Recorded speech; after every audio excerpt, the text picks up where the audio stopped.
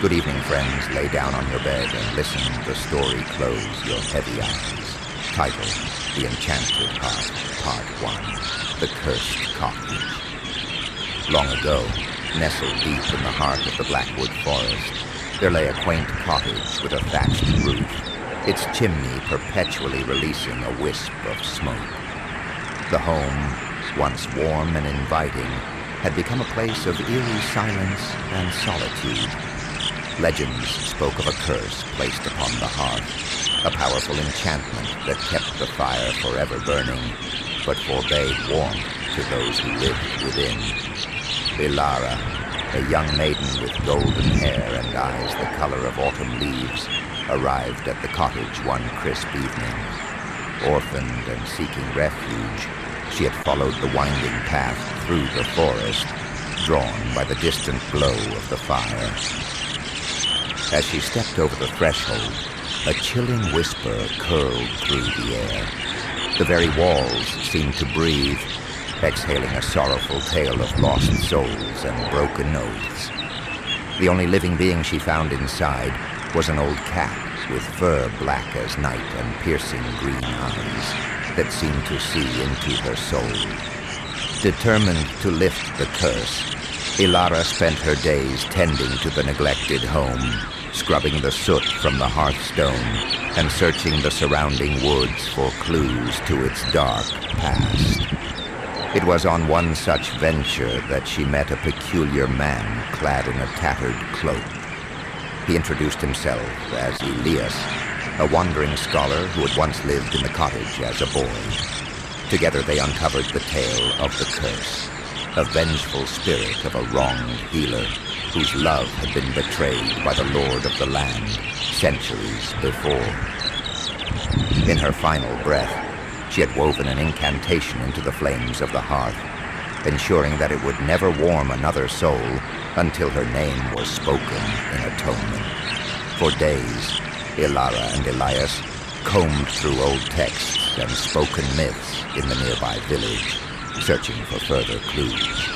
The villagers, at first hesitant, gradually shared stories passed down through generations, fragments of a history that had long been shrouded in fear.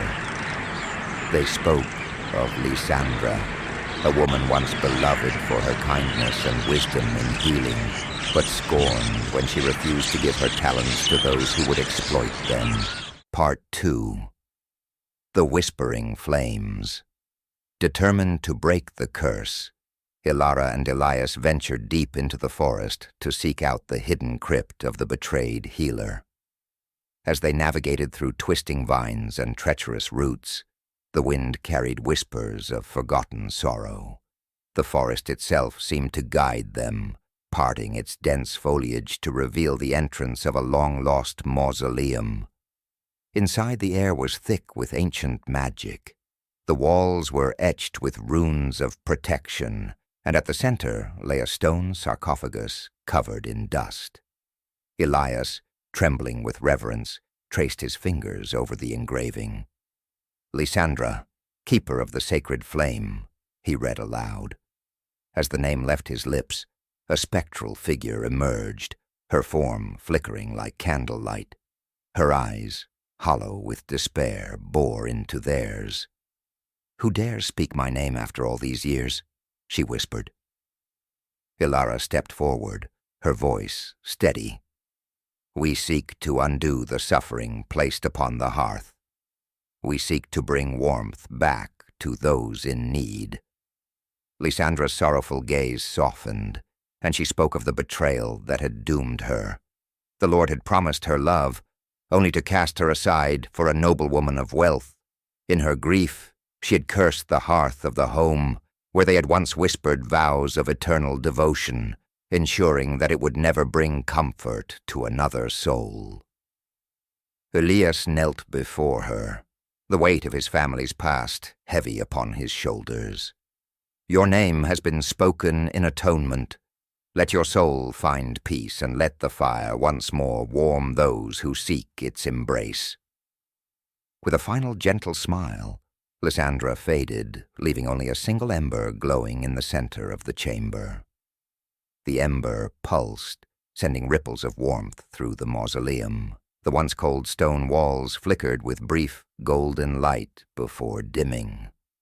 The forest outside hushed, as if holding its breath. The balance of magic had shifted. Part 3. The hearth rekindled, returning to the cottage. Ilara and Elias carried the ember in a silver lantern, its glow pulsing with a renewed warmth. As they approached the hearth, the cat, who had always watched them with knowing eyes, leaped onto the mantel, purring softly. Ilara placed the ember into the center of the fire, and at once the flames flickered and danced. A gust of warm air swept through the room, and for the first time in centuries, the fire's heat embraced the home. The curse had lifted. With the hearth restored, the cottage became a haven once more. Travelers found solace within its walls, and the villagers, who had long avoided the place, returned with offerings of gratitude. Ilara and Elias remained as its keepers, ensuring that the fire would never again be tainted by sorrow.